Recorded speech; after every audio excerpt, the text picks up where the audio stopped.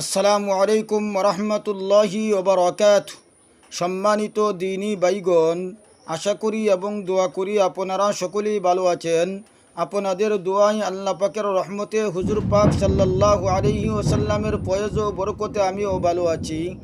আমার ছাত্রদের মধ্যে অনেকেই প্রশ্ন করেছেন, হুজুর কাশফ কিভাবে করব, কিভাবে রুগীকে আমি নিজে ট্রিটমেন্ট করব, কিভাবে রুগীর কি সমস্যা রয়েছে আমি কিভাবে দেখব, রুগীর সেহেরের সমস্যা অথবা জিন্নাতের সমস্যা অথবা রুগীর শরীরে বান আছে কিনা তা আমি কিভাবে দেখব।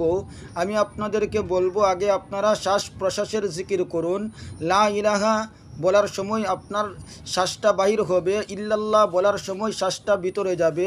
এই আমলটা আপনারা শুরু করুন। তারপরে আমি আপনাদেরকে বিশেষ আমল দেব।